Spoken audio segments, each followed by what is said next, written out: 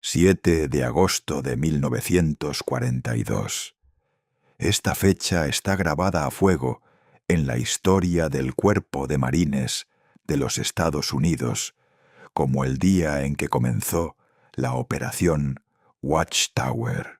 Los libros de texto escolares y los documentales te contarán sobre el heroico desembarco en las Islas Salomón. Se mostrarán imágenes de hombres cansados, con cascos descoloridos, fumando cigarrillos Lucky Strike, después de abandonar el campo de Henderson. La versión oficial es que el único enemigo en aquel infierno verde era el ejército imperial japonés. Según se nos ha informado, las pérdidas fueron causadas por las ametralladoras de Nambu, los bombardeos con morteros, la malaria y la disentería. Pero en los archivos de interceptación de radio de la Flota del Pacífico hay una grabación que nunca debió haber sido emitida. Fue grabada la noche del 12 de agosto por un operador de radio del 2º Batallón, un cabo cuyo nombre fue borrado de todos los registros. Estas imágenes rompen con la historia oficial de la Segunda Guerra Mundial. Normalmente, las ondas de radio en Guadalcanal estaban repletas de mensajes cifrados, órdenes de artillería y maldiciones japonesas. Pero a las 3 de la madrugada, las ondas de radio enemigas no se llenaron con el grito de guerra Banzai, sino con una voz temblorosa de terror animal.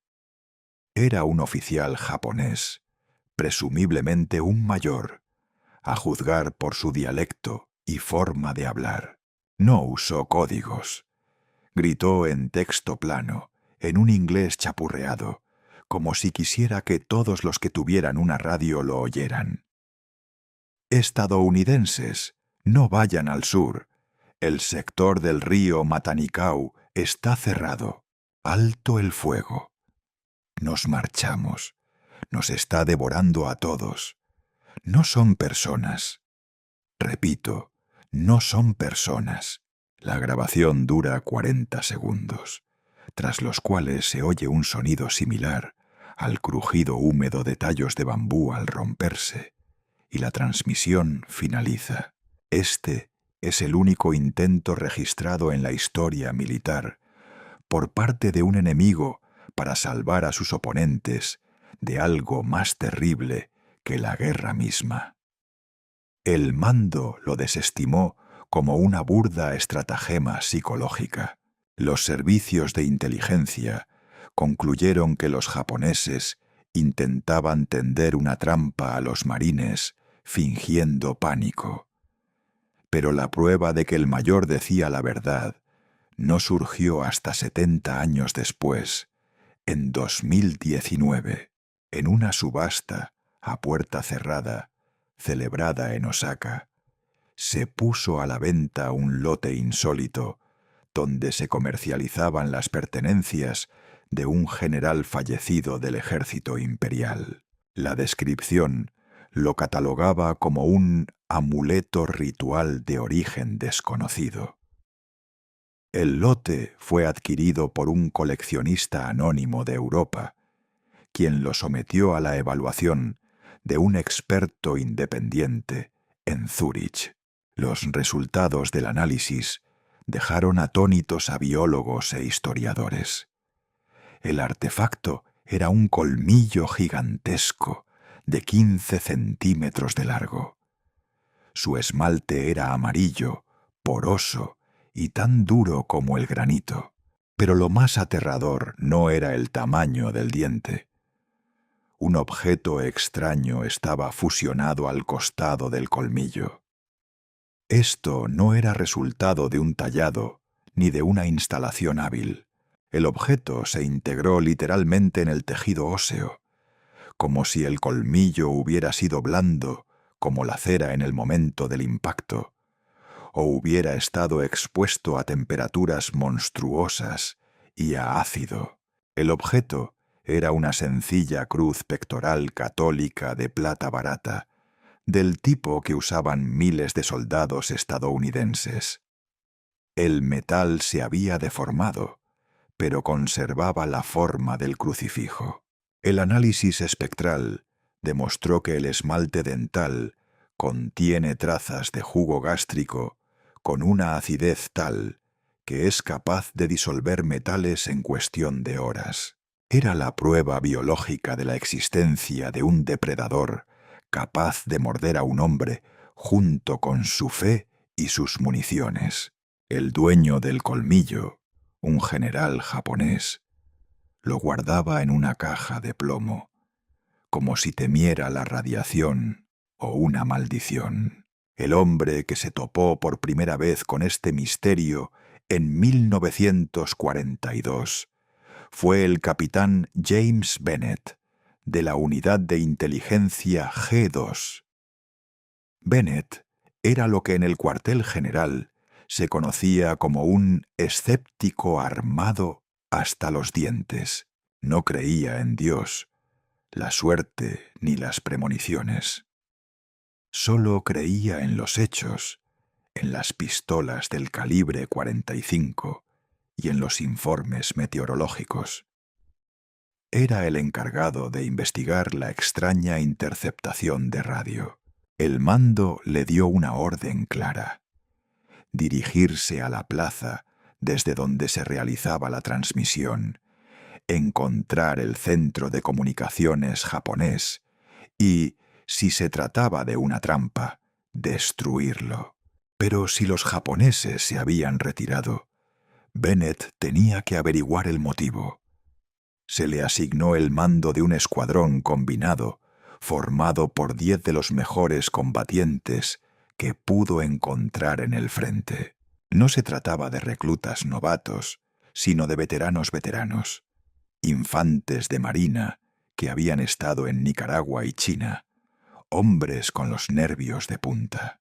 En el diario de campo descubierto, que el capitán llevaba a pesar de las normas de secreto, la letra de Bennett, al comienzo de la misión, es firme y serena. Describe el equipo de su escuadrón con meticulosa precisión. Los combatientes estaban armados con fusiles M1 Garand, subfusiles Thompson, y llevaban el doble de granadas. Bennett, por su parte, prefería la escopeta de corredera Winchester modelo 1897, un arma capaz de despejar una trinchera de un solo disparo. No portaban ametralladoras pesadas para mantener la movilidad. En menos de una hora, los uniformes de los marines estaban empapados de sudor y suciedad. El calor en Guadalcanal no era sólo una temperatura elevada, era una sustancia física, pegajosa y pesada. El aire olía a cocos podridos, gasóleo y tierra mojada. Pero a medida que el grupo se adentraba en la selva, hacia el río Matanicau, la atmósfera comenzó a cambiar. Bennett escribe que el primer indicio de anomalía fue la vegetación. La selva aquí parecía más antigua y agresiva que en la costa. Los árboles eran más gruesos. Sus raíces se retorcían como serpientes gigantes, y el follaje era tan denso que bloqueaba por completo el cielo, sumiendo al mundo en un crepúsculo perpetuo, incluso al mediodía. La brújula comenzó a desviarse incluso cuando se acercaban a la plaza. La aguja se movía nerviosamente, apuntando al este y al oeste, como si enormes capas de mineral magnético se escondieran bajo tierra. Pero lo más extraño era el estado del sendero. Caminaban por un antiguo camino que, según los mapas, era utilizado por los cazadores locales. Sin embargo, el sendero parecía como si algo enorme y pesado hubiera sido arrastrado recientemente por él. Las ramas, a 3 metros del suelo, estaban rotas, y la corteza de los troncos había sido arrancada, dejando al descubierto la madera blanca que había debajo. «Esto no parece huellas de vehículos», escribió Bennett en su diario durante su primera parada. «Un tanque habría derribado árboles. Esto parece como si alguien hubiera apartado la selva a empujones. Los marines, acostumbrados a ver al enemigo en cada arbusto, estaban nerviosos». El sargento Miller, segundo al mando de Bennett, llamó la atención del capitán hacia el suelo. No había huellas de botas japonesas con punta partida en el barro. No había rastro alguno de personas allí, pero había surcos profundos que recordaban a marcas de garras, pero situados a tal distancia unos de otros que la criatura que los dejó debió de dar un paso de 2 metros. Bennett ordenó que no se hablara del asunto, atribuyéndolo a los deslizamientos de tierra y a los jabalíes. Sabía que el miedo era una infección que se propagaba más rápido que la gangrena, pero él mismo sintió el sudor frío recorrerle la espalda bajo el chaleco antibalas. Al anochecer, habían llegado al límite del sector sobre el que había estado hablando el operador de radio japonés, y allí la selva los recibió con ese mismo silencio que les hacía estallar los oídos. Los sonidos habituales de la selva tropical, los graznidos de los loros, el canto de las cigarras, el crujido de los lagartos, desaparecieron al instante, como si alguien hubiera cortado el cable de audio. Lo único que quedaba era el sonido de su propia respiración y el chapoteo del barro bajo sus botas. Bennett les hizo señas para que se dispersaran, levantando el puño para detener al grupo. Más adelante, a través de un hueco entre los árboles, se divisaba una posición japonesa. Era un búnker camuflado con ametralladoras, construido con troncos y sacos de arena. La emboscada perfecta. El cañón de una ametralladora pesada tipo 92 apuntaba directamente hacia ellos, pero no se oyó ningún disparo. Bennett miró a través de los binoculares hacia la tronera del búnker. No se veía ningún movimiento. Dio la señal a 2 exploradores para que flanquearan la posición, y él mismo, con la escopeta lista, avanzó lentamente por el centro. El corazón le latía con fuerza en las sienes, ahogando la cautela de sus pasos. Esperaban que los japoneses abrieran fuego, que el silencio fuera solo el preludio de la batalla. Pero al acercarse al búnker, se dieron cuenta de que no había nadie contra quien luchar. El búnker estaba vacío. O mejor dicho, no había supervivientes en su interior. Las armas estaban en su sitio. Las cintas de las ametralladoras estaban recargadas. Las pertenencias personales de los soldados, fotografías, cantimploras, arroz, permanecían intactas. Pero los hombres se habían ido. Dentro del búnker, el olor no era a pólvora ni a cuartel. Había un olor penetrante, parecido al amoníaco, mezclado con azufre y almizcle. El olor era tan intenso que uno de los marines empezó a tener arcadas. Bennett alumbró el suelo de tierra con su linterna. Allí yacía la gorra de un oficial japonés y, junto a ella, una pistola Nambu con el cerrojo abierto.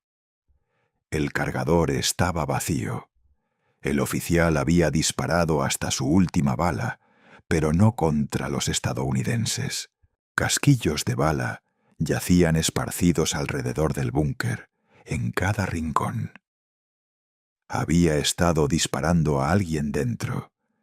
Se veían profundas hendiduras en las paredes de troncos del búnker. 3 líneas paralelas atravesaban la madera maciza, hasta una profundidad de 5 centímetros. «Capitán, venga aquí», susurró el sargento Miller. Estaba de pie en la entrada del refugio subterráneo que conducía al interior de la colina. Bennett se acercó e iluminó con la linterna la oscuridad del túnel. Lo que vio le hizo olvidar por un instante cómo respirar. Las paredes del túnel estaban cubiertas de una extraña y viscosa sustancia que goteaba lentamente, pulsando a la luz de la linterna.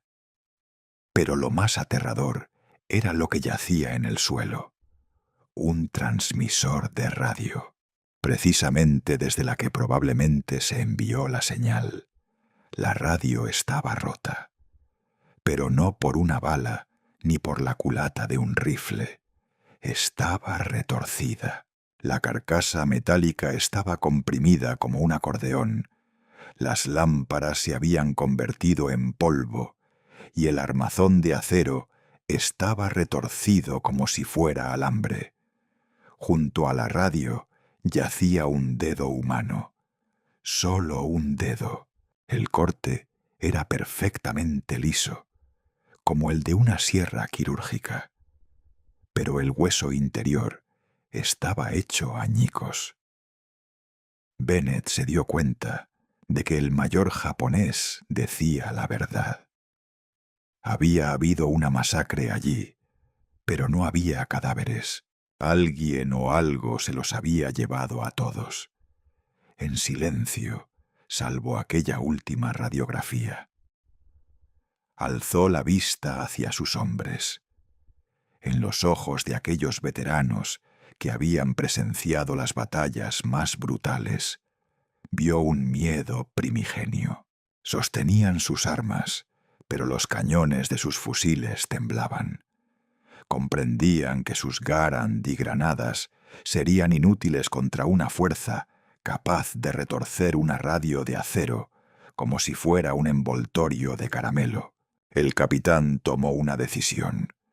Debían registrar todo lo que vieran y marcharse, pero cuando se disponían a abandonar el búnker, la selva exterior cambió. Una espesa niebla blanquecina cubrió el claro en cuestión de minutos. La visibilidad se redujo a cero, y en medio de esa niebla se oyó un sonido.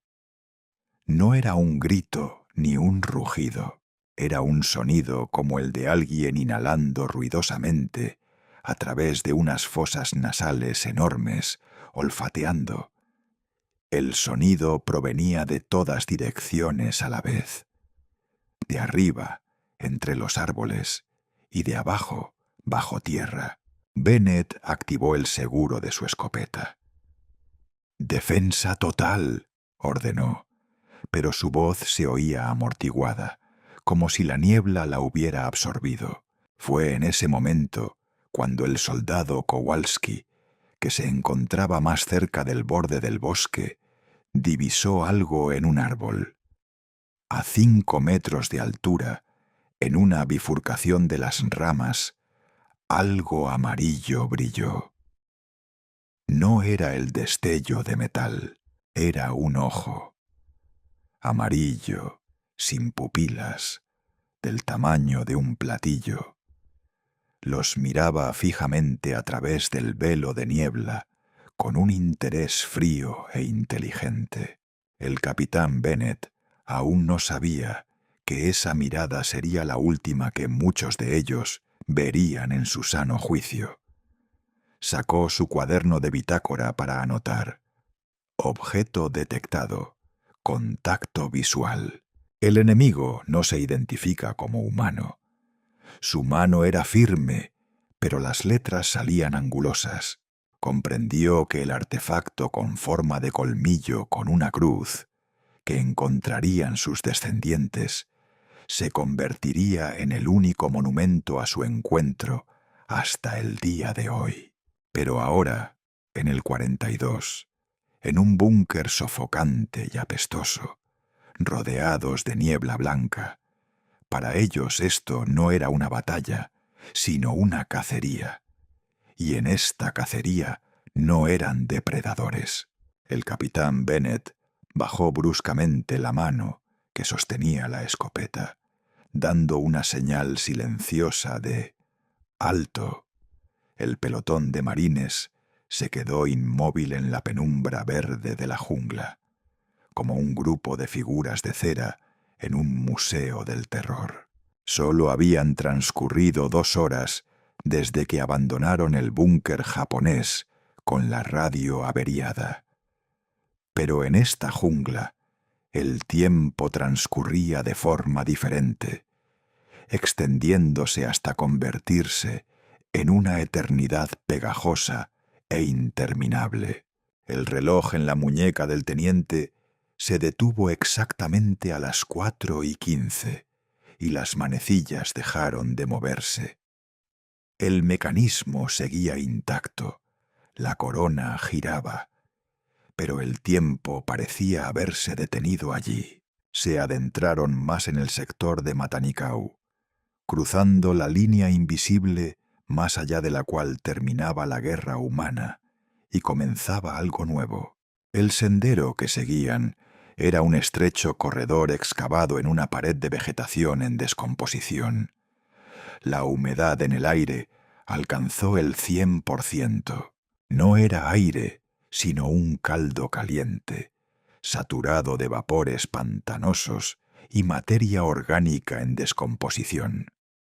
Cada respiración era dificultosa, y mis pulmones ardían como si me hubieran vertido cera fundida. El uniforme estándar de algodón grueso 42H, B, del cuerpo de marines, quedó completamente empapado en los primeros 10 minutos. La tela estaba empapada de sudor y suciedad. Se pegaba al cuerpo como una segunda piel y rozaba el cuello y las axilas hasta hacerlas sangrar. Pero nadie se quejó. Las quejas persistían allí, en la costa, donde había cigarrillos, café caliente y un enemigo claro. Bennet miró a sus hombres. El sargento Miller cerraba la marcha, empuñando una pesada ametralladora Thompson M1928 con cargador de tambor. La ametralladora Tommy pesaba casi 5 kilogramos, pero Miller la sostenía con la misma facilidad que si fuera un juguete de niño. Su rostro, manchado de pintura de camuflaje y hollín, no expresaba más que la máxima concentración. El soldado Kowalski, el que había visto el ojo en la niebla, caminaba por el centro, mirando nerviosamente a su alrededor. Apretaba su fusil M1 Garand con tanta fuerza que se le pusieron los nudillos blancos. Kowalski era un buen soldado, pero Bennet podía ver cómo el pánico se apoderaba de él. Se humedecía los labios resecos constantemente y se estremecía con cada hoja mojada que le rozaba la cara. El equipo le pesaba sobre los hombros como plomo. La mochila estándar M1941, las cartucheras, los termos de agua tibia con aroma a yodo, las herramientas de atrincheramiento, los botiquines de primeros auxilios. Todo ello nos arrastraba hacia el lodo pegajoso. Las toscas botas de cuero de los vagabundos se deslizaban sobre raíces cubiertas de musgo resbaladizo. El lodo de Guadalcanal era único. No era solo tierra y agua. Era una sustancia grasienta y arcillosa que se aferraba a los tobillos, intentando retener a la persona e impidiéndole avanzar. Cada paso requería un gran esfuerzo de voluntad, pero siguieron adelante, porque las órdenes eran órdenes, y el miedo a un consejo de guerra para un infante de marina en la década de 1940 a veces era más fuerte que el miedo a la muerte. La jungla a su alrededor había cambiado por completo. Mientras que el bosque costero rebosaba de vida, aquí reinaba un silencio sepulcral. No era la quietud de la paz, sino la quietud de un depredador al acecho. Bennett anotó en su diario que no podían oír ni un solo sonido típico de los trópicos. Los loros, que solían chillar como locos, habían desaparecido. Los monos, que siempre saltaban entre las ramas, se habían esfumado. Incluso los insectos, ese eterno azote del océano Pacífico, estaban ausentes aquí. No se oía el zumbido de los mosquitos ni el de las moscas. Solo un suave susurro, apenas audible, cuando uno de los soldados rozaba una rama con el hombro. El viento también había amainado. Las enormes frondas de los helechos y las palmeras colgaban inmóviles, como si estuvieran cortadas de hojalata. «Capitán», susurró el operador de radio, el soldado Johnson acercándose. «La radio está en silencio, completamente en silencio. Ni siquiera hay estática. Es como si estuviéramos en una caja de plomo». Bennett asintió. Lo sabía. Lo sentía en la piel. Habían entrado en una zona donde las leyes de la física fallaban. La brújula seguía volviéndose loca. La aguja giraba como una peonza, incapaz de encontrar el polo magnético. Esto significaba que estaban a ciegas, confiando únicamente en el instinto y en un viejo mapa que resultó ser erróneo a cada paso. En el mapa debería haber habido una altura de 203 aquí, pero en lugar de una colina había una llanura frente a ellos, cubierta de un extraño bambú negro. Los tallos de bambú eran tan gruesos como el muslo de un hombre y tenían un color carbón antinatural. De repente, el jefe de la patrulla, el cabo Hicks, levantó el puño. El grupo se dispersó al instante, tomando posiciones detrás de los troncos de los árboles. Hicks señaló al suelo. Allí, en el barro, yacía un objeto. No era un resto natural de la selva, era una bota del ejército japonés, con el dedo gordo del pie desprendido. Estaba erguida, como si su dueño se hubiera marchado y desaparecido. Pero el dueño ya no estaba. La bota estaba atada. Dentro de él había una pierna. O mejor dicho, lo que quedaba de ella. La tibia había sido seccionada en ángulo, como si la hubieran cortado con unas tijeras gigantes. El corte era limpio, quirúrgicamente preciso. No había ni una gota de sangre. Era como si la herida se hubiera cauterizado al instante o se hubiera drenado toda la sangre. «Dios mío», susurró Kowalski, persignándose. Doc, el médico del pelotón, se acercó al lugar y se agachó. Tocó con cuidado el borde de la bota. «Esto es reciente, señor», le dijo en voz baja a Bennett. «1 hora, tal vez 2. El tejido aún está blando. Pero, señor, mire el corte. El hueso no está aplastado, está cortado. Y la médula se ha ido. Lo han extraído». Doc miró al capitán. Su mirada reflejaba el horror profesional de un médico que ve una herida imposible de tratar con cualquier arma existente. Bennett sintió un nudo en la garganta. ¿Quién podría succionar la médula de un hombre adulto en segundos sin dejar rastro de forcejeo? Y entonces les llegó el olor. Al principio era un olor tenue que podía atribuirse al pantano putrefacto. Pero con cada metro que pasaba se volvía más denso, más intenso, más palpable. Era el mismo olor que Bennett había percibido en el búnker, pero ahora era 100 veces más intenso.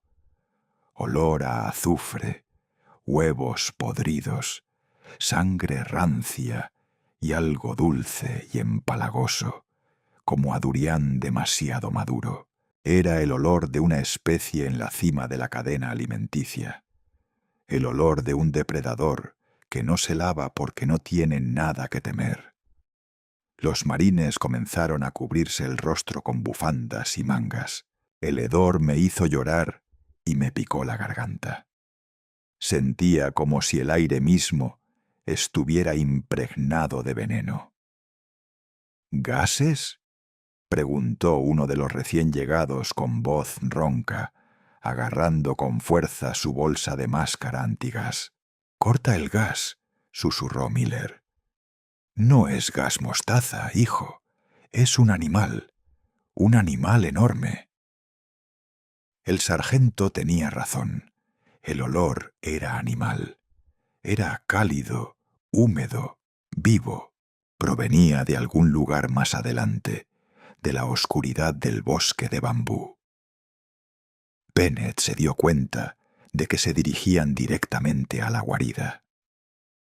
Pero dar marcha atrás era imposible. Las órdenes eran órdenes. Y había algo más que los impulsaba hacia adelante. Una curiosidad morbosa.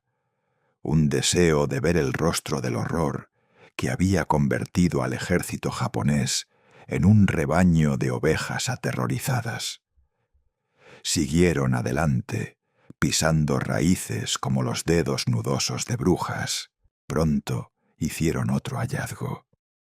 En medio del sendero, clavado en el tronco de un árbol a 2 metros del suelo, había un rifle japonés, Arisaka. Se hundió en la madera dura, con la bayoneta por delante, casi hasta el guardamonte.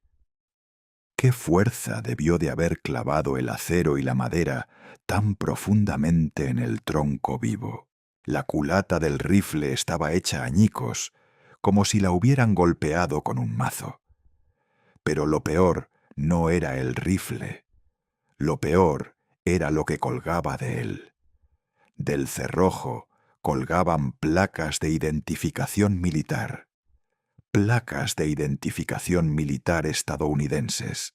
2 placas de identificación militar en una cadena. Bennett se acercó y las arrancó. Se llevó el metal a los ojos, entrecerrándolos en la penumbra. El nombre en la placa lo dejó helado. Soldado de primera clase, Michael O'Neill. Conocía a ese tipo. O'Neill había desaparecido hacía 3 semanas, mientras patrullaba un sector completamente distinto, a 10 millas de aquí. Oficialmente, se creía que se había ahogado al cruzar el río, pero sus placas de identificación estaban allí. Eran un mensaje, un trofeo o una advertencia. La criatura que hizo esto era inteligente. No solo mataba, coleccionaba. Sabía que esos trozos de metal eran importantes para la gente y los dejó allí para asustar a quienes vinieran después. En ese momento, Kowalski no pudo soportarlo más. «¡Nos están vigilando!», gritó, rompiendo el silencio. Su voz se elevó hasta convertirse en un chillido. «¡Los veo! ¡Allá, entre las raíces!». Alejó su rifle y disparó hacia los espesos arbustos. El estruendo de un disparo rompió el suave silencio de la selva como un trueno. La bala silbó al hundirse en la vegetación, derribando varias hojas. «¡Alto el fuego!», gritó Bennett, corriendo hacia el soldado. Agarró a Kowalski por las solapas y lo sacudió. «¿Qué viste? ¡Habla!». El soldado temblaba con la mirada perdida. Una sombra, señor, una sombra larga. No se movía como una persona, fluía, y los ojos, esos ojos amarillos otra vez. Había muchísimos, estaban por todas partes. Bennet apartó al soldado y miró dentro de la espesura. Nada, solo las frondas ondulantes de los helechos. Pero ahora él también lo sintió. Una mirada pesada, opresiva y escrutadora. Me picaba la piel de la nuca. El instinto, agudizado por años de guerra, gritaba peligro. No estaban solos. Y no eran 2 ni 3. Estaban rodeados. Las sombras en la selva comenzaron a hacerse más profundas. Los troncos de los árboles parecían criaturas vivientes que se acercaban lentamente a ellos. Bennet comprendió que el disparo de Kowalski había sido una señal. Estaban anunciando su presencia. El juego del escondite había terminado. La cacería había comenzado. El capitán sacó su diario y rápidamente anotó unas líneas con un lápiz que se le rompía entre los dedos. 15:00. Probable contacto con el enemigo. El estado psicológico del personal es crítico. Se han detectado rastros de fuerza sobrenatural.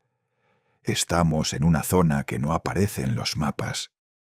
Si se encuentra este diario, sepan esto: los japoneses no son el enemigo. Hay un tercero aquí. Y tienen hambre. Guardó el cargador en la funda y amartilló la escopeta. El sonido de un cartucho al ser introducido en la recámara fue desafiantemente fuerte. De repente, un sonido provino de más adelante, de lo profundo del bosque de bambú. No era un rugido, era una risa baja, gutural y vibrante, que se convirtió en tos. Sonaba como si alguien intentara imitar una voz humana, pero no pudiera entender el significado de los sonidos. Ye, je, mari, in, susurró desde la oscuridad. La voz sonaba distorsionada, como si repitiera un disco rayado. Los soldados se quedaron paralizados. Alguien los llamaba. Alguien sabía quiénes eran. ¿Quién anda ahí?, gritó Bennet, dándose cuenta de lo absurdo de la pregunta. La única respuesta fue el crujido de las ramas al romperse. Algo enorme se acercaba a ellos entre el bambú, sin importarle el sigilo. Los árboles se partieron y cayeron, abriendo paso a un cadáver de media tonelada. El suelo bajo sus pies comenzó a vibrar suavemente. Ritmos, bum, bum, bum. Eran pasos. La criatura no corría, caminaba, lentamente, con seguridad, como si fuera dueña del lugar. «¡A la batalla!», ordenó Bennet. Los marines se hundieron en el lodo, estableciendo una defensa perimetral. Los cañones de sus armas apuntaban en todas direcciones. Los dedos descansaban sobre los gatillos. Contuvieron la respiración. Esperaron el ataque, pero la jungla volvió a congelarse. Los pasos se desvanecieron tan repentinamente como habían aparecido. El silencio regresó, aún más denso y ominoso, y en ese silencio oyeron el sonido de un líquido goteando. Gota, gota, gota. El sonido venía de arriba, justo encima de sus cabezas. Lentamente, muy lentamente, el sargento Miller alzó la vista. Sus ojos se abrieron de horror. Había algo en la rama del ficus gigante, colgando justo encima de donde estaban. Una silueta se distinguía entre el denso follaje. Era casi transparente, mimetizándose con la corteza y las hojas como un camaleón. Pero las gotas que caían la delataron. Era saliva. Un moco espeso y viscoso goteaba sobre el casco del operador de radio, y entonces la silueta se movió. Se puso boca abajo, como un murciélago, y quedó colgando de una pierna. El rostro de la criatura estaba a 1 metro del de Miller. El diario describe este momento con detalles caóticos. Bennett escribe que vio un rostro al revés, que se parecía a un rostro humano, pero que había sido desollado. Los músculos estaban expuestos, rojos y palpitantes. No tenía nariz, solo 2 hendiduras. La boca estaba llena de agujas. Y los ojos, amarillos, insondables, despiadados. La criatura sonrió. Su mandíbula se abrió de forma antinatural, dejando ver una segunda hilera de dientes en su garganta. «Bienvenido», siseó en un inglés perfecto, pero con la entonación de un anciano moribundo. Miller apretó el gatillo. Una ráfaga del rifle Thompson impactó a quemarropa. Balas del calibre 45, capaces de detener a un caballo, se estrellaron contra el hocico de la criatura. Sangre oscura salpicó en todas direcciones. La criatura chilló, un sonido parecido al de metal raspando contra cristal, y saltó hacia la copa de los árboles a una velocidad increíble. «¡Fuego! ¡Fuego arriba!», gritó Bennett. 10 cañones abrieron fuego contra los árboles. Hojas, ramas y corteza cayeron sobre ellos. La selva se llenó de truenos y destellos. Disparaban a ciegas hacia el verde cielo, pero nadie cayó en respuesta. Solo aquella misma risa, ahora con múltiples voces, provenía de arriba. Reían desde la izquierda, desde la derecha, desde atrás. Todo el bosque se reía de ellos. Cada uno vació un cargador antes de que Bennett ordenara un alto el fuego. El silencio regresó, pero ahora olía a pólvora y miedo. «¿Le dimos?», preguntó alguien. «Vi sangre», dijo Miller, recargando su rifle. Le temblaban las manos, pero sus movimientos eran precisos. «Habló, señor. ¿Lo oyó? Habló nuestro idioma». Bennett asintió. No podía hablar. Se me hizo un nudo en la garganta. Una especie capaz de camuflarse, poseedora de una fuerza e inteligencia inmensas, y capaz de hablar. Este era el final. Esto no era una pelea. Esto era una masacre, y ellos eran carne. En ese instante, el operador de radio Johnson gritó: «Señor, mire la radio». Bennett se giró. La radio, que había permanecido en silencio todo este tiempo, ahora emitía un silbido.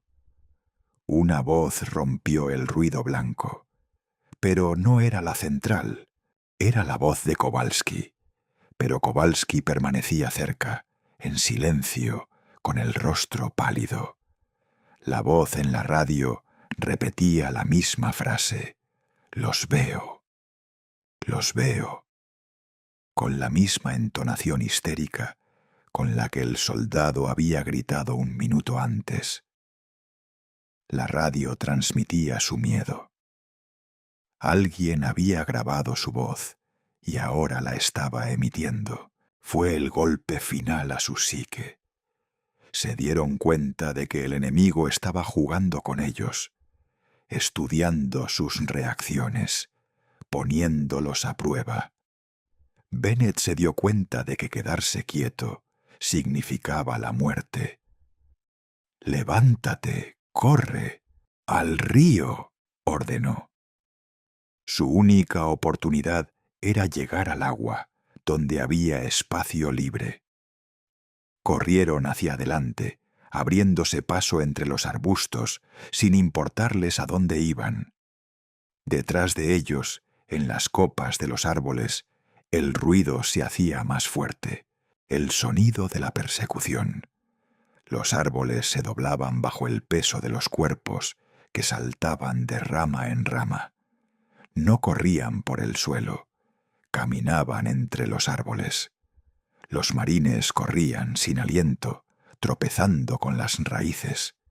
El pesado equipo les golpeaba la espalda, les latía el corazón con fuerza.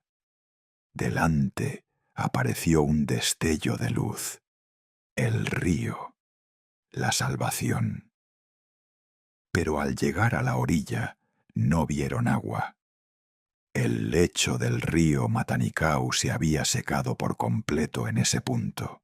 En lugar de agua había lodo, un fango negro y profundo cubierto de huesos. Miles de huesos, humanos, animales, cráneos, costillas, espinas dorsales sobresalían del lodo como una cerca blanca.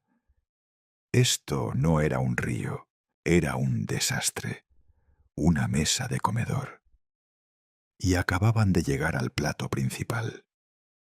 Bennett se detuvo, respirando con dificultad. Miró el campo de huesos y se dio cuenta de que la trampa se había activado. Llegaron justo al lugar al que los llevaban. Sombras emergieron de la jungla tras ellos. 10, 20 siluetas. Altas, musculosas, cubiertas de escamas y baba. Se yerguen sobre sus patas traseras, apoyándose en sus largas extremidades delanteras, con garras afiladas como dagas. Sus ojos brillan en el crepúsculo. No atacan, esperan. Esperan a que su presa se dé cuenta de su inutilidad. Lo que ocurrió en los siguientes 30 segundos, a orillas del seco río Matanicau, desafía la comprensión lógica inherente a la ciencia militar del siglo XX. El capitán James Bennett, un hombre cuya psique se había endurecido por las batallas de Shanghái y Nicaragua, describiría más tarde este momento en su informe como una alucinación colectiva causada por una influencia psicotrópica desconocida. Las siluetas que se alzaban en el crepúsculo, altas, musculosas, con ojos que brillaban de color amarillo, no atacaron. No lanzaron ningún grito de guerra, ni intentaron rodear físicamente al escuadrón. En cambio, simplemente desaparecieron. No parecía una desbandada, ni una retirada táctica de infantería. Las criaturas desaparecieron con una velocidad antinatural y borrosa, como fotogramas de una película recortados por un editor incompetente. Un instante antes estaban allí, elevándose por encima de los arbustos de bambú negro, y al siguiente todo lo que quedaba era el aire tembloroso y el olor denso y sofocante a ozono, como el aroma de un rayo caído cerca. El silencio que se apoderó de la selva tras su desaparición fue aún más inquietante que sus risas. Era el silencio del vacío. Los marines permanecían de pie con sus fusiles apuntando al vacío, respirando con dificultad, con los rostros pálidos por el terror. A mucha gente le temblaban las rodillas, y no era debilidad, sino una descarga de adrenalina, cuando el cuerpo entiende que el peligro ha pasado, pero la mente se niega a creerlo. El soldado Kowalski seguía susurrando una oración, aferrado a su Garand, como si intentara exprimir mantequilla de la culata. Bennett lo sabía. Esto no era un ataque. Era una manifestación. Los condujeron aquí como ganado a un corral y los mostraron a sus amos. Las criaturas jugaban con ellos, saboreando el olor de su miedo, que probablemente era más dulce que la sangre para ellas. «Vámonos», ordenó el capitán con voz ronca.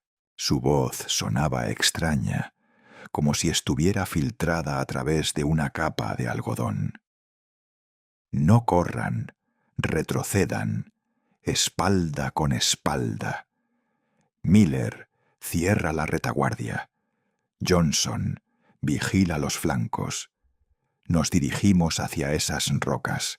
Bennett apuntó con el cañón de su escopeta hacia un montón de rocas calizas situado a 100 yardas río arriba. Se veían las oscuras entradas de las cuevas, el único lugar donde uno podía adoptar una posición defensiva sin esperar un ataque por la espalda desde la selva. Era una cobertura precaria, un callejón sin salida, pero permanecer a la intemperie en medio de un campo de huesos equivalía a un suicidio. Avanzaban lentamente, cada paso una lucha, como si la gravedad en esta isla maldita se hubiera duplicado. Sus botas chapoteaban en el barro, mezclado con fragmentos de costillas y cráneos. El crujido de los huesos bajo las suelas sonaba blasfemamente fuerte. Bennett intentó no bajar la mirada, pero su vista seguía captando detalles. Un botón de latón verde con el escudo imperial del crisantemo, un trozo de cinturón de lona estadounidense, una cantimplora aplastada. Este lugar no era solo un basurero, era un altar. Aquí los restos de los enemigos se mezclaban, convirtiéndose en una masa única de desechos biológicos, desprovista de rango e ideología. Al llegar a los acantilados, descubrieron una estrecha grieta que se adentraba en la montaña. La entrada estaba oculta por enredaderas colgantes tan gruesas como una cuerda de barco. Bennett fue el primero en adentrarse en la oscuridad, encendiendo su linterna. Un rayo de luz reveló paredes húmedas cubiertas por una extraña película blanquecina, que recordaba al moho o al limo seco. La cueva descendía en una pendiente de 30 grados. El aire allí era frío pero denso, impregnado de un olor que el capitán comenzaba a reconocer: almizcle, putrefacción y hierro. «Tomaremos posiciones defensivas en la entrada», ordenó. «Kowalski, Hicks, manejen la ametralladora. El resto de ustedes comprueben la profundidad. No podemos quedarnos aquí si hay otra salida detrás de nosotros». Bennett, el sargento Miller y Doc se adentraron más en la cueva, dejando al pelotón principal para cubrir la retaguardia. Con cada paso el olor se volvía más insoportable. Estaba mezclado con matices químicos, algo cáustico, que recordaba al formaldehído o al ácido. Tras caminar unos 50 metros, llegaron a una espaciosa gruta. Lo que vieron a la luz de la linterna hizo que Doc se retorciera de náuseas. Bennett, que había visto montañas de cadáveres en China, sintió un nudo en el estómago, pero se obligó a mirar. Esto no era solo una cueva, era un almacén o un laboratorio. Cuerpos colgaban de las paredes de la gruta, suspendidos de ganchos de hueso. Había alrededor de una docena. La mayoría eran soldados japoneses, a juzgar por los restos de sus uniformes. pero también había 2 con uniformes de infantería de marina de color verde oliva.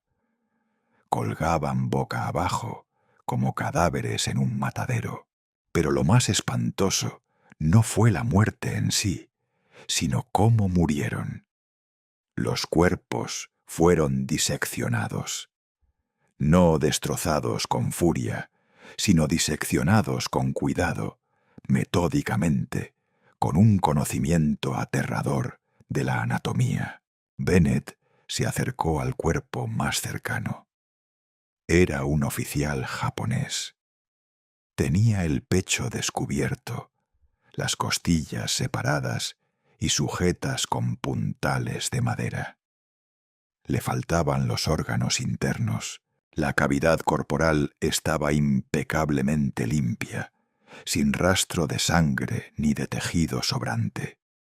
Era como si alguien hubiera preparado al hombre para un peluche o una presentación visual. Pero lo más aterrador era su rostro. La piel del rostro fue arrancada de una sola pieza y colocada cuidadosamente sobre el pecho de la víctima a modo de máscara. Los globos oculares fueron extraídos y se insertaron piedras negras lisas en las cuencas vacías. «Dios mío, son inteligentes», susurró Miller, iluminando con la linterna el cuerpo cercano. «Mire esto, señor. Esto no es un animal. Un animal come y se va. Y esto es una colección». El sargento señaló la pared junto al cadáver. Allí, en nichos tallados en la piedra, yacían objetos. Cráneos despojados de carne y pulidos hasta brillar. Huesos de manos dispuestos en formas geométricas. Y armas, espadas katana japonesas, pistolas Colt americanas, bayonetas, todo cuidadosamente dispuesto, como los trofeos de un cazador orgulloso de su destreza. Bennett se acercó al muro para examinar las marcas en la piedra. Recorrió con el dedo una profunda hendidura en la piedra caliza. La piedra tenía un corte de 1 pulgada de profundidad. Los bordes del corte eran lisos, como si la piedra hubiera sido cortada con un láser o un cuchillo caliente. «Doctor, venga aquí», llamó al médico, que ya se había limpiado la boca y trataba de recuperar la compostura. «¿Qué te parece esto?» El capitán señaló el cuerpo de un infante de marina que colgaba cerca. Doc se acercó, intentando no mirar fijamente las cuencas vacías de los ojos de su compañero muerto. Encendió su linterna frontal y comenzó a examinarlo. «Señor, mire la articulación del hombro». La voz del médico temblaba, pero se obligó a hablar con claridad. «El brazo está desgarrado de su articulación, pero los ligamentos no están desgarrados, están seccionados. Y, Dios mío, el húmero está destrozado». El doctor tocó el fragmento óseo que sobresalía. El fémur humano es uno de los huesos más fuertes de la naturaleza. Para romperlo así, transversalmente, se requiere una presión de varias toneladas. Ni un tigre, ni un oso, ni siquiera un tiburón es capaz de una mordida tan limpia. Es como una prensa hidráulica con cuchillas. Doc dirigió el haz de luz al cuello de la víctima. La columna ha desaparecido. Está alargada, mediante una incisión en la base del cráneo. «Señor, no conozco a ningún cirujano en el mundo capaz de realizar esta intervención con tanta precisión. Esta criatura conoce la anatomía humana mejor que nosotros mismos. Sabía dónde estaban los haces nerviosos, dónde se insertaban los tendones. Lo desarmó como desarmamos un rifle para limpiarlo. Bennett sintió un terror helado que le invadió cada célula del cuerpo. La idea de que se habían topado con un animal salvaje era una mentira salvadora que se derrumbó aquí, en esta cueva. Las bestias matan para alimentarse o protegerse. Esta criatura mataba por el mero hecho de hacerlo, por el arte o por el bien del ritual. Rakshasa. La antigua palabra afloró en la memoria de Bennett a raíz de unas clases universitarias sobre mitología oriental a las que había asistido 10 años atrás. Demonios cambiaformas y antropófagos que poseían magia negra y una fuerza increíble. En aquel entonces parecía un cuento de hadas. Ahora, al ver al marine destripado con piedras en los ojos, comprendió que los mitos no habían sido más que una advertencia olvidada por la humanidad. «¡Señor!», gritó uno de los soldados desde la entrada. «Tienes que ver esto. Ven aquí, rápido». La voz del soldado era tan alarmista que Bennett se dio la vuelta al instante y corrió hacia la salida con la escopeta preparada. Salió corriendo hacia la posición del ametrallador y vio hacia dónde señalaba el soldado. En la orilla opuesta del río seco, al borde de la selva, se alzaba un árbol. Un enorme baniano muerto con un tronco blanco. En su corteza, a una altura de 3 metros, había algo escrito. Escrito con sangre. Las letras eran enormes, torcidas, y se extendían en vetas marrones. La inscripción decía: «Deja o aliméntalo». «Están escribiendo», susurró Kowalski. Tenía los ojos muy abiertos y las pupilas contraídas. Conocen nuestro idioma, saben que estamos leyendo. «Señor, tenemos que irnos. Ahora mismo. Al diablo con la orden, al diablo con la guerra. Tenemos que huir». El soldado comenzó a levantarse, arrojando su fusil. Lo invadió una psicosis clásica ante lo incomprensible. Su mente se negaba a aceptar la realidad y exigía huir de inmediato. «Siéntate», ladró Bennett, golpeando a Kowalski en el hombro con la culata de su rifle para que reaccionara. «Si corres, morirás agotado. Son más rápidos que nosotros. Pueden ver en la oscuridad. Nuestra única posibilidad de sobrevivir es resistir aquí entre las rocas. Bloquearemos la entrada. Tenemos una ametralladora. Tenemos granadas».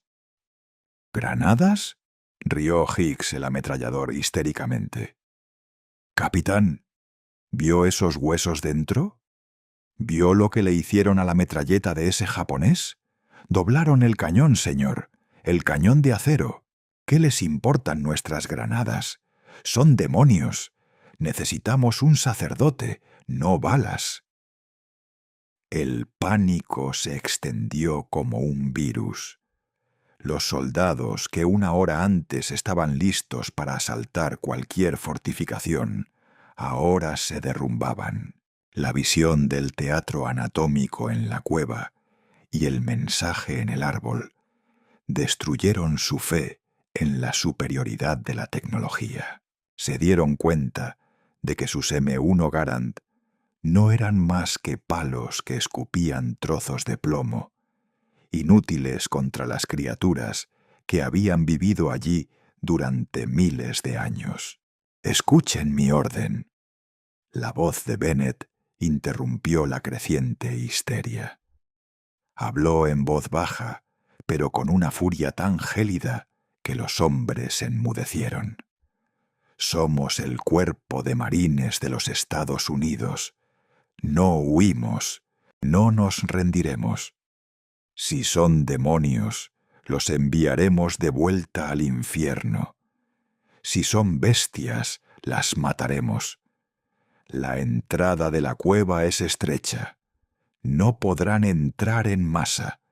Excavaremos el pasaje. Les daremos una zona de fuego.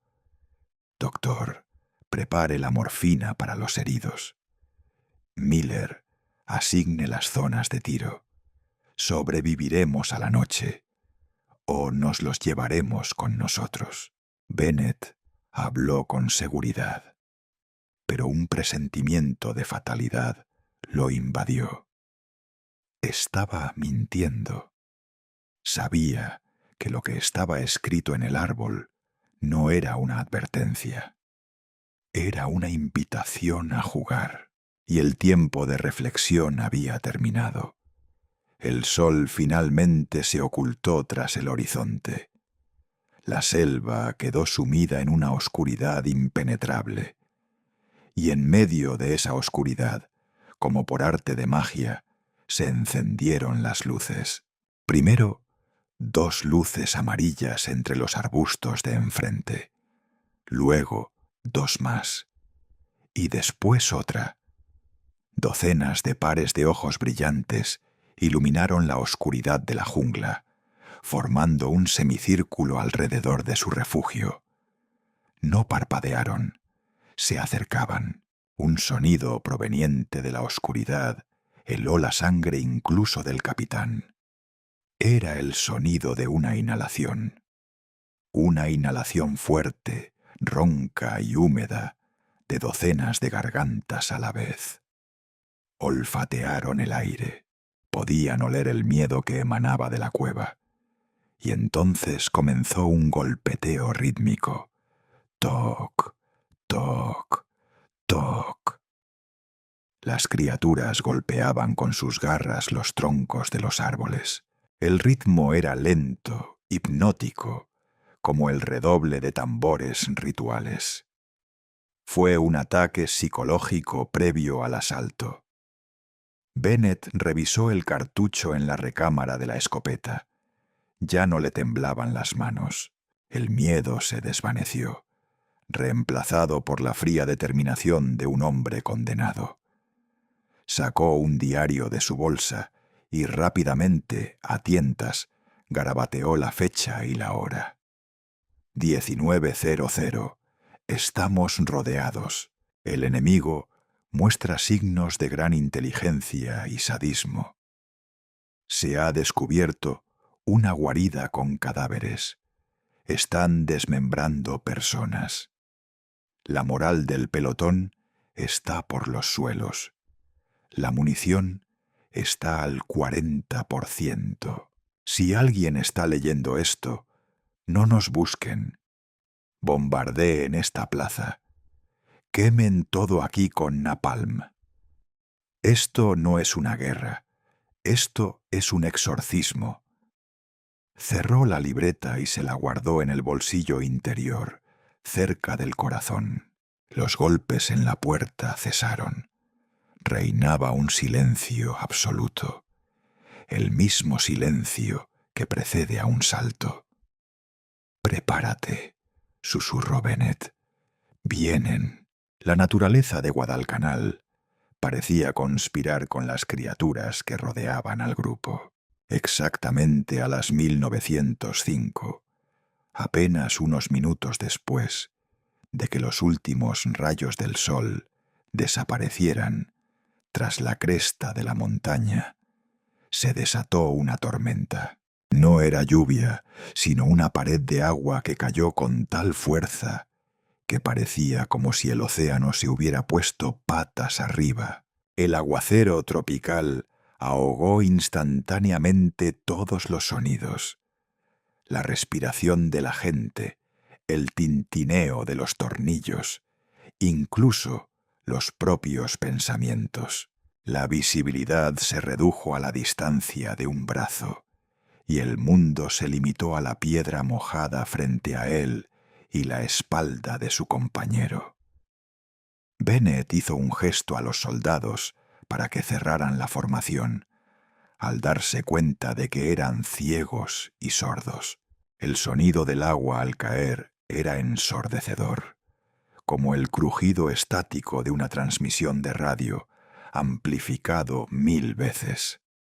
El pelotón se acurrucó en la entrada de la cueva, con sus armas apuntando hacia la oscuridad rugiente. Las linternas resultaron inútiles.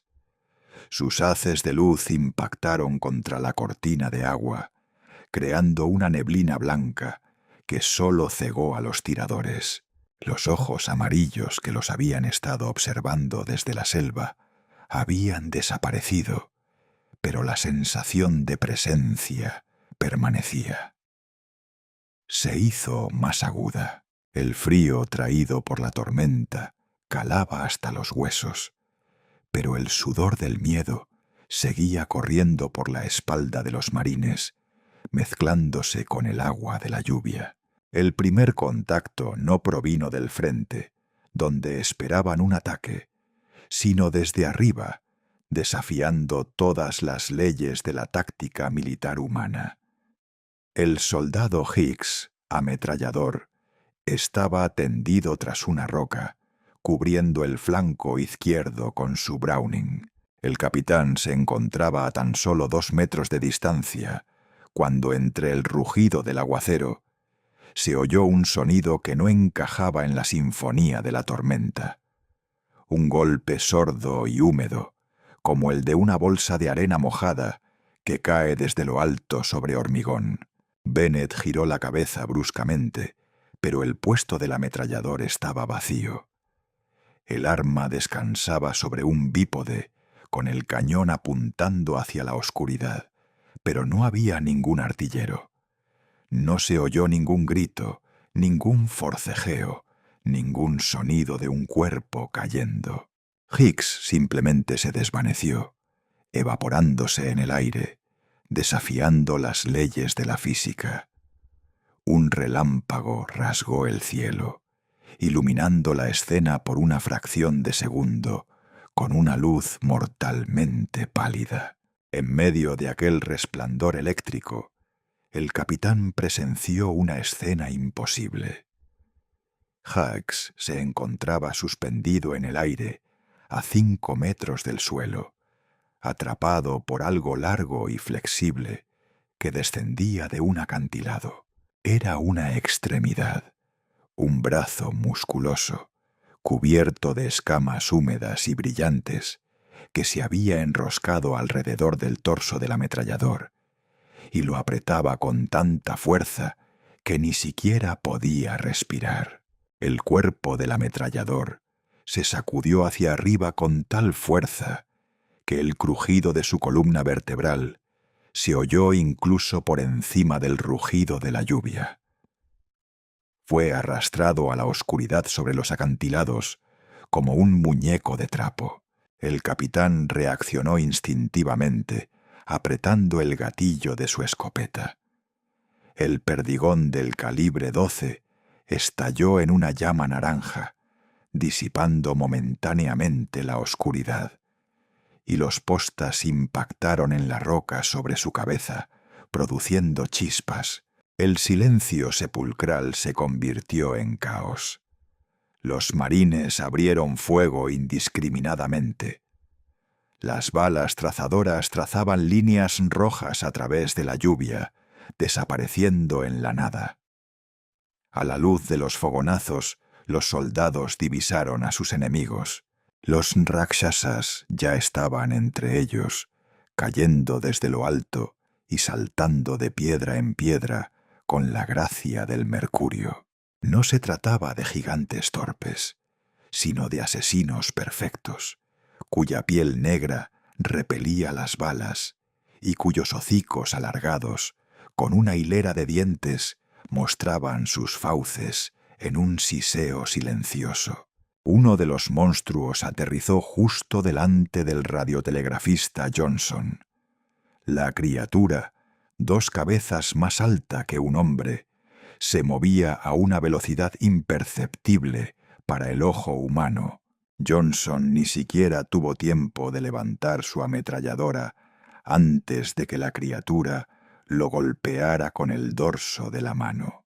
El impacto fue tan fuerte que el casco del operador de radio se agrietó como una cáscara de huevo, y el soldado salió disparado hacia atrás contra la pared de la cueva, deslizándose por ella como un saco, con el cuello torcido de forma antinatural. Los supervivientes comenzaron a retirarse hacia el interior del corredor de piedra, continuando con el lanzamiento de balas hacia la entrada, mientras los proyectiles caían sobre las piedras con un sonido melódico. Bennett fue el último en lanzarse a refugiarse tras una cornisa rocosa, recargando su escopeta con manos temblorosas. El doctor, que se arrastró hasta el operador de radio, solo negó con la cabeza, afirmando que la muerte fue instantánea debido a una fractura en la base del cráneo. El pelotón perdió a 2 hombres en 30 segundos, sin siquiera herir gravemente al enemigo. Afuera, el tiroteo cesó tan repentinamente como había comenzado. Los monstruos se retiraron, dejando tras de sí no solo silencio, sino una ominosa expectación. Desde lo alto, desde el acantilado donde Hicks había desaparecido, algo cayó, resonando contra las rocas y rodando hasta los pies del capitán. Era una ametralladora Browning, cuyo grueso cañón de acero estaba atado con unos simples dedos que dejaban profundas hendiduras en el metal endurecido. Entonces, desde la húmeda oscuridad que se extendía más allá de la cueva, surgió un sonido más aterrador que cualquier rugido. Era la voz del soldado Hicks. Sonaba lastimero, con un timbre húmedo y gorgoteante, como si la garganta del que hablaba estuviera obstruida por la sangre. La súplica de ayuda rompió el silencio de la lluvia, provocando que todo el cuerpo de Kowalski se estremeciera. Al oír la voz familiar de su camarada, el soldado, impulsado por un instinto desesperado de salvación, se lanzó hacia adelante, dispuesto a correr en la oscuridad de la noche. Pero el capitán Bennett reaccionó al instante, agarrando bruscamente a su subordinado por la correa de su chaleco de descarga y tirando de él contra la pared rocosa. Kowalski se resistió, con el rostro contraído en una mueca de loca esperanza y horror, señalando hacia la oscuridad, exigiendo que salvaran al ametrallador. Pero Bennett, con el rostro impasible, solo presionó más al soldado contra el suelo, obligándolo a escuchar. Una voz desde la oscuridad repitió la misma frase. La entonación era absolutamente idéntica. Las pausas entre los jadeos duraban fracciones de segundo. Incluso el gorgoteo al final de la frase se repetía con precisión mecánica. No se trataba de una persona viva. Era una imitación perfecta, pero muerta, como si alguien estuviera poniendo un disco en un gramófono. Darse cuenta de que la criatura estaba usando los estertores de muerte de su amigo como cebo impactó al escuadrón más que un ataque de mortero. Los marines se dieron cuenta de que su enemigo no solo era fuerte, sino también sádicamente astuto, y que estaba jugando con ellos, poniendo a prueba sus nervios antes del asalto final. La lluvia exterior comenzó a amainar, convirtiéndose en una llovizna, pero la niebla se hizo aún más espesa, adentrándose en la cueva como tentáculos blancos. Y en medio de la niebla, las luces amarillas volvieron a parpadear. Ahora había más, justo en la entrada. La tortura psicológica de imitar voces terminó tan repentinamente como había comenzado. Las criaturas que rodeaban la entrada de la cueva comprendieron que sus presas ya no saldrían por voluntad propia. La imitación del habla humana dio paso a un zumbido bajo y vibrante que emanaba simultáneamente de docenas de gargantas. El sonido recordaba al de los potentes generadores diésel en la bodega de un barco, un rugido pesado e infrasónico que hacía vibrar el diafragma y sacudía las pequeñas piedras del suelo de la cueva. La niebla, arrastrada hacia el saco de piedra por una corriente de aire, se disipó, y una figura apareció en la franja de luz de la única linterna táctica que quedaba, poniendo fin a todas las dudas del capitán Bennet sobre la naturaleza de su enemigo. Era un macho, un ejemplar dominante, cuyo tamaño hacía que la mente humana se tambaleara al intentar comprender lo que veía. La criatura medía 2,5 metros de altura, y sus hombros eran más anchos que el marco de la puerta. La anatomía del Rakshasa era una grotesca mezcla de primate y reptil, diseñada por la evolución únicamente para matar. La piel lampiña de la criatura tenía un brillo húmedo de color antracita y estaba cubierta por una red de cicatrices y crecimientos queratinizados que formaban una armadura natural. Debajo de la cabeza del monstruo, que sobresalía de un cuello poderoso, se asemejaba al cráneo de un depredador de las profundidades marinas. Le faltaba la nariz, sustituida por 2 hendiduras verticales palpitantes que aspiraban con avidez el olor a sangre y pólvora.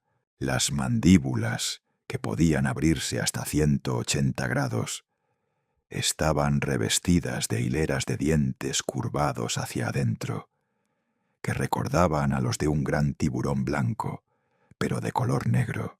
Los ojos, desprovistos de párpados y pupilas, brillaban con una luz amarilla constante de bioluminiscencia, que no expresaba ni rabia ni hambre, sino sólo el frío interés analítico de un viviseccionista antes de una autopsia.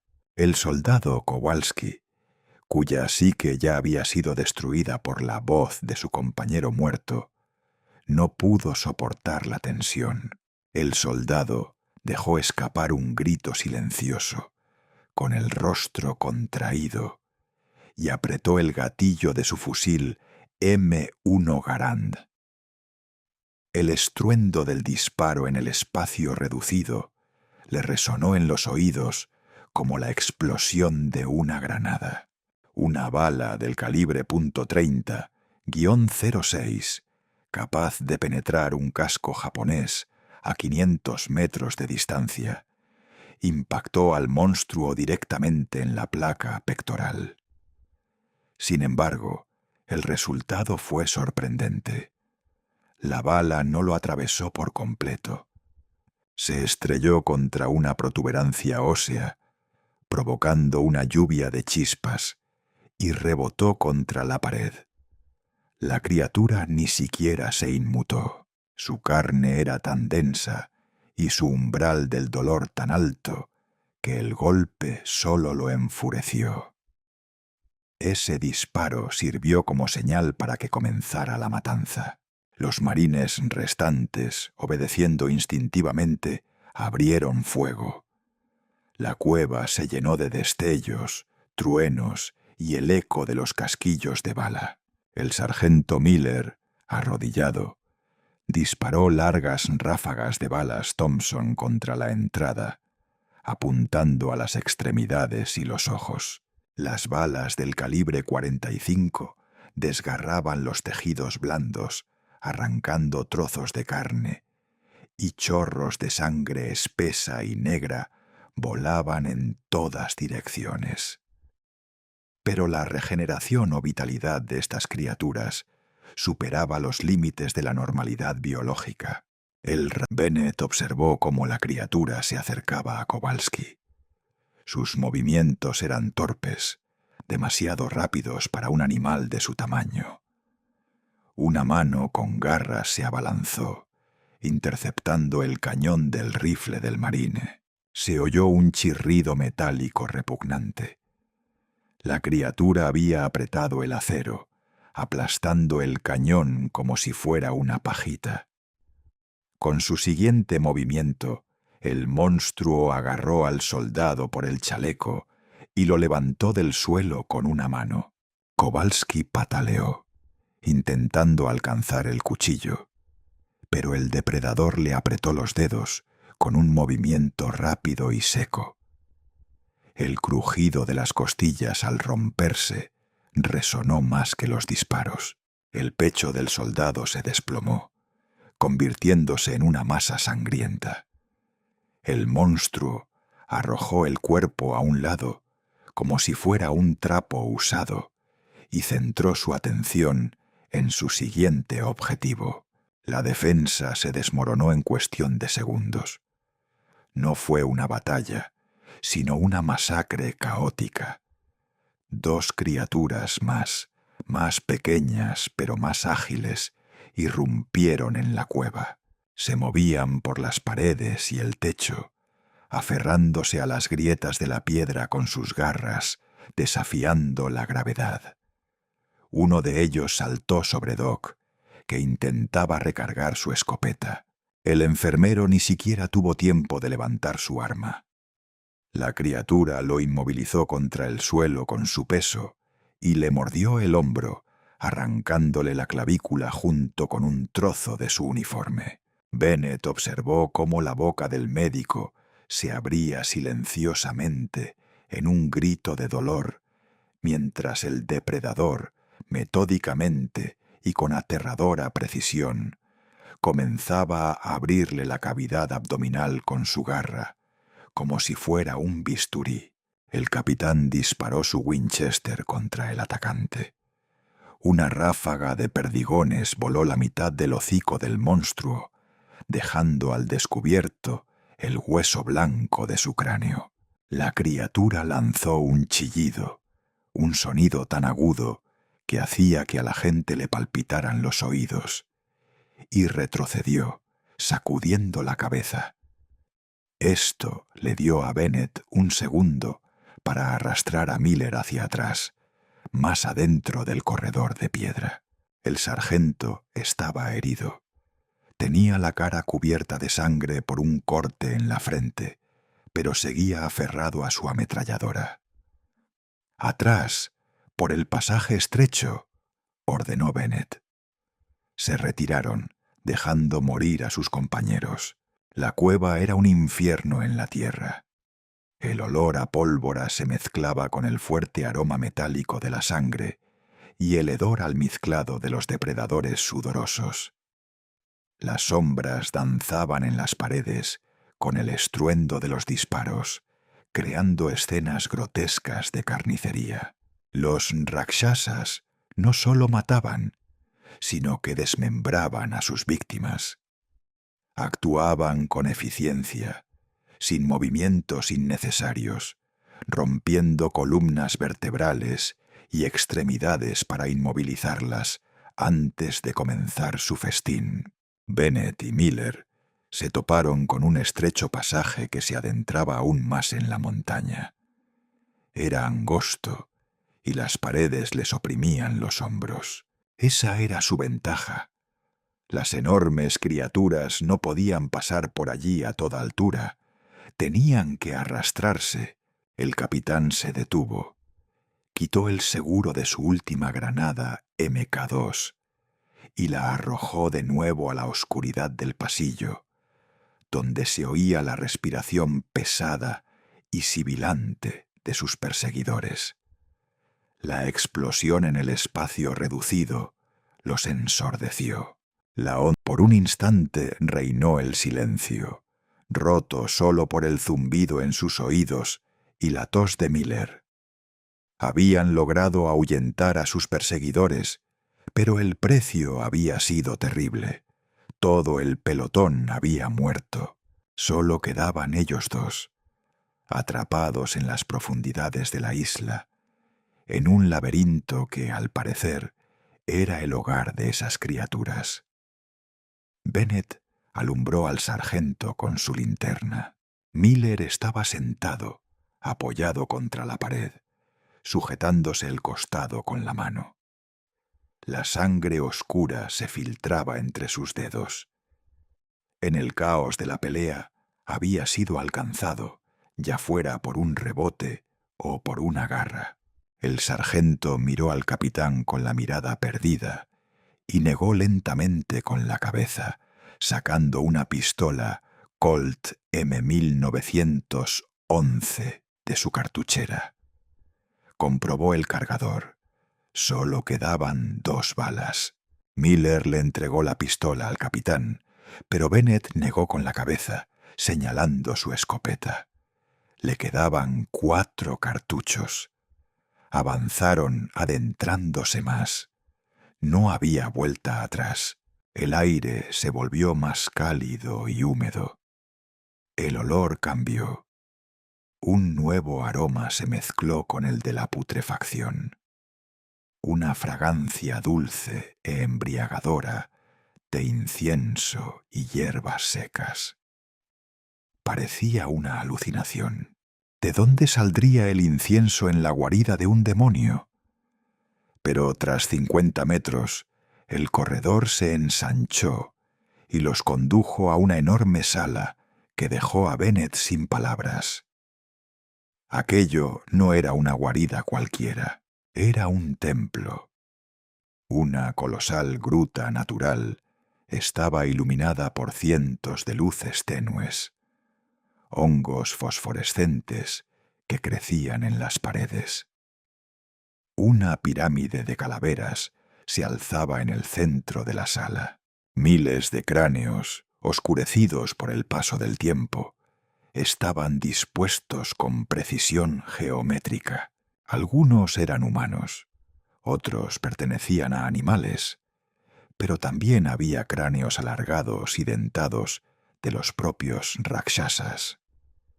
Se trataba de una necrópolis, un lugar de culto a la muerte.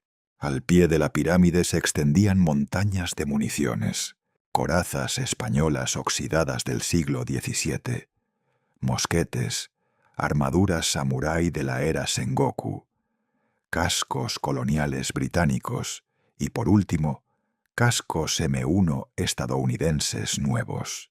Todo estaba amontonado como una ofrenda. Bennet se dio cuenta de que no eran los primeros. Esto llevaba allí siglos. Españoles, holandeses, japoneses y ahora estadounidenses. Todos ellos eran simplemente otra afluencia de biomasa para los dueños de la isla. De repente, Miller tomó la mano de Bennet y señaló el otro extremo de la habitación. Allí, entre las sombras, sobre el estrado de piedra, algo se movió. No era un rakshasa, era una figura sentada en posición de loto, un hombre, o lo que alguna vez fue un hombre. Vestía harapos que recordaban al uniforme deteriorado de un oficial japonés. A su alrededor, acurrucados en círculos, yacían monstruos dormidos. No lo tocaban. La figura levantó lentamente la cabeza. El rostro del hombre estaba cubierto de llagas. Le habían arrancado los ojos y le habían cosido la boca con hilo grueso. Pero estaba vivo. Podía oír su presencia. El hombre alzó la mano y señaló con un dedo huesudo el pasaje que tenía detrás. Luego se lo llevó a los labios cosidos. Bennet sintió un escalofrío que le recorrió los huesos. Era el guardián, el único que quedaba con vida. El que, tal vez, escribió esa advertencia en el árbol. Pero no había tiempo para pensar. Desde atrás, desde detrás de los escombros, llegó un crujido. Las piedras comenzaron a moverse. Las criaturas se abrían paso hasta ellos. Los rakshasas no soltaban a su presa. Los seguían de cerca, y ahora su furia se intensificaba por el dolor de sus heridas. La cacería entraba en su fase final. Dejando atrás la sala con la pirámide de cráneos, el capitán Bennett y el sargento Miller, herido, se adentraron en el estrecho y sinuoso túnel que les había señalado el mutilado guardián japonés. Este no era un camino hacia la salvación, sino una senda que se adentraba en las entrañas de la montaña, excavada en el basalto hace miles de años con herramientas desconocidas. El aire se volvió cálido y seco, impregnado del olor a azufre que recordaba al aliento de un volcán. Detrás de ellos, en el gran salón, estalló el caos. El estruendo de las rocas al caer y los chillidos de las criaturas asustadas indicaban que los perseguidores habían despejado el terreno. No tenían intención de dejar escapar a su presa. El avance de Miller se ralentizó. La sangre de su herida dejó un rastro oscuro y brillante en el suelo, un faro perfecto para los depredadores, con un olfato tan agudo como el de un tiburón. El sargento palideció y su respiración se volvió entrecortada y sibilante. Comprendió su destino. En aquel estrecho pasaje, apenas lo suficientemente ancho para que dos personas pudieran cruzarse, se había convertido en una carga. Al llegar a la curva, Miller se apoyó contra la pared y se deslizó hacia abajo, incapaz de dar un paso más. Miró al capitán con la clara y fría certeza de que todo había terminado. Bennett intentó levantar a su compañero, pero el sargento le apartó la mano. Miller sacó de su bolsillo la cruz pectoral que llevaba colgada de una cadena. Una cruz barata de plata estampada, símbolo de una fe que parecía carecer de sentido allí, en lo más profundo de una isla pagana. Envolvió la cadena alrededor de su puño, convirtiendo el crucifijo en una improvisada manopla. Hizo un gesto hacia el capitán que iba delante, en la oscuridad, y se giró para mirar hacia donde habían venido. El sargento sacó su última granada, quitó el seguro, pero no la lanzó. Sujetó la piña con la mano izquierda, presionando la palanca con los dedos que ya empezaban a enfriarse.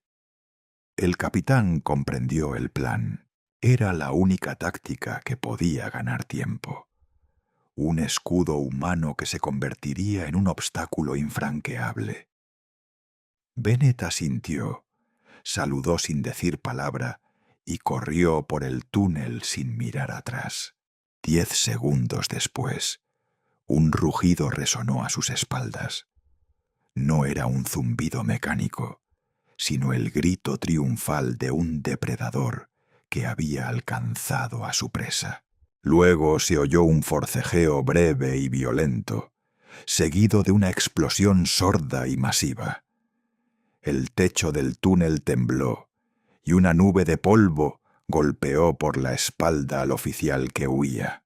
Miller provocó el derrumbe del pasaje sobre sí mismo y la vanguardia del grupo. Fue en ese momento, según una reconstrucción posterior de los hechos, cuando se creó el artefacto descubierto décadas después, cuando el primer Rakshasa, el líder de la manada, apretó sus fauces contra la mano del sargento. Miller le golpeó con un puño envuelto en una cruz, justo en la encía, en el tejido blando de la boca. La temperatura dentro de la garganta de la criatura, calentada por el metabolismo del asesino, y el ambiente ácido de su saliva, reaccionaron con el metal en el momento de la explosión. La plata se derritió en una fracción de segundo, fusionándose con el tejido óseo del diente del monstruo y sellando para siempre el símbolo de la fe dentro de la carne del demonio. Bennett corrió hasta que le ardieron los pulmones. El túnel ascendía, acercándolo a la superficie, pero no a la libertad. El corredor terminaba en un callejón sin salida. Se trataba de una pequeña caverna natural, una de cuyas paredes tenía una estrecha abertura que daba a un acantilado vertical sobre el océano. A través de esa grieta se filtraba la luz de la luna y el sonido de las olas rompiendo contra los arrecifes muy abajo. Era imposible pasar por la rendija. No era más ancha que la palma de una mano. No había escapatoria. Era una ventana al mundo de los vivos, inaccesible para alguien que ya tenía un pie en la tumba. El capitán cayó de rodillas, recuperando el aliento. Estaba solo, el último superviviente del escuadrón fantasma. Su uniforme estaba hecho jirones, su cuerpo cubierto de moretones y sangre ajena. Revisó su escopeta, vacía. Los últimos cartuchos estaban allí abajo. Solo tenía un cuchillo y un cuaderno de campo en una funda de goma. A través de una grieta en la pared, vio estrellas. Las mismas estrellas que su esposa e hijos podrían haber estado contemplando en Ohio. Pero aquí, en Guadalcanal, las estrellas parecían observadoras frías e indiferentes. El silencio en la cueva era absoluto, pero Bennett sabía que era engañoso. El obstáculo que Miller les puso podría retrasarlos unos minutos, pero no los detendría. Estas criaturas sabían cavar, sabían colarse por las grietas.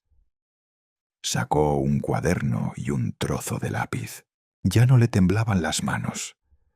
El miedo había desaparecido, reemplazado por la extraña y cristalina calma de un hombre que había aceptado lo inevitable. Tenía que dejar testimonio, no para el mando, que lo atribuirá todo a pérdidas en combate, sino para las generaciones futuras, que decidirán que la guerra es lo peor que puede ocurrir en la selva. Bennett escribió rápidamente, rompiendo el lápiz. Describió la anatomía de las criaturas, su saliva ácida, su capacidad para imitar voces, su jerarquía y el hecho de que no eran animales. Eran una civilización antigua y brutal, para la cual la humanidad era simplemente un inconveniente temporal y una fuente de proteínas. Describió al guardián y la sala de calaveras, confirmando que la guerra en el Pacífico había despertado algo que había permanecido latente durante siglos. El sonido provenía de justo debajo del suelo de la cueva, el raspado de garras sobre la piedra. No estaban retirando los escombros, lo rodearon. Se arrastraron por los conductos de ventilación que atravesaban la montaña como un queso con gusanos. Bennett podía oír su respiración, pesada, ronca, voraz. Sabían dónde estaba, sintieron los latidos de su corazón a través del grosor de la piedra. «Los oigo», escribió el capitán las últimas líneas, presionando el lápiz contra el papel con tanta fuerza que rasgó las páginas. Están justo detrás del muro, riendo. Saben que no hay munición. Si encuentras esto, no entres en las cuevas. Olvídate de este sector. No tiene ningún valor estratégico. Aquí solo hay hambre. Creíamos que luchábamos contra Japón, pero solo estábamos llamando a la puerta del infierno, y se nos abrió. El estruendo se intensificó. Una losa de piedra en la esquina de la caverna comenzó a elevarse. De debajo emergieron dedos negros y brillantes con garras afiladas como cuchillas. Un olor a amoníaco y putrefacción se extendió por el aire. Bennett cerró la revista, la metió en una bolsa de goma y con toda la fuerza que pudo reunir, la arrojó a la grieta más estrecha y recóndita del techo, donde ni siquiera una rata podría arrastrarse. Entonces cogió un cuchillo, un kabar de la marina, con una hoja de acero de 30 centímetros. Era ridículo contra criaturas con pieles blindadas, pero no iba a morir de rodillas. La losa salió disparada con un estruendo. Una sombra negra surgió del agujero en el suelo como humo. Unos ojos amarillos brillaron en la oscuridad de la cueva, iluminando el rostro del capitán con una luz mortal. La criatura no tenía prisa. Se irguió hasta alcanzar su altura máxima, llenando todo el espacio, y lentamente, con placer, aspiró aire por sus fosas nasales. Abrió la boca, llena de agujas, y Bennett oyó su propia voz, una voz grabada y reproducida por un imitador perfecto. «Capitán, ayuda», siseó la criatura con la voz de Miller, burlándose de su víctima. Bennett sonrió con los labios ensangrentados. Invirtió el agarre del cuchillo. «Ve con papá, cabrón», susurró, pero las palabras ya no estaban en el diario. La sombra se lanzó hacia adelante. Golpe, crujido, silencio. La grabación termina ahí. El destino posterior del capitán James Bennett se conoce únicamente a través de pruebas circunstanciales. Su cuerpo nunca fue encontrado. Oficialmente se dio por perdida a toda la sección como consecuencia del impacto directo de una bomba aérea, lo que explicaba la ausencia de restos. El diario permaneció en la grieta durante 63 años, hasta que una expedición geológica que investigaba la actividad sísmica de la región lo encontró por casualidad.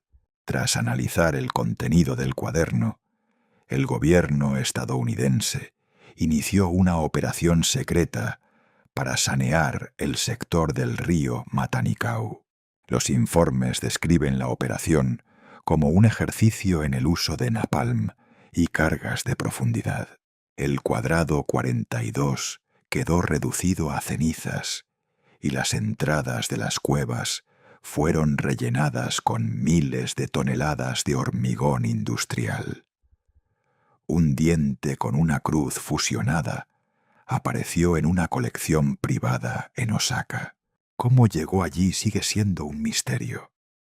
Es probable que los equipos de búsqueda japoneses, o lo que quedaba de ellos, visitaran las cuevas después de la muerte de los estadounidenses, pero antes de que se sellara el sector.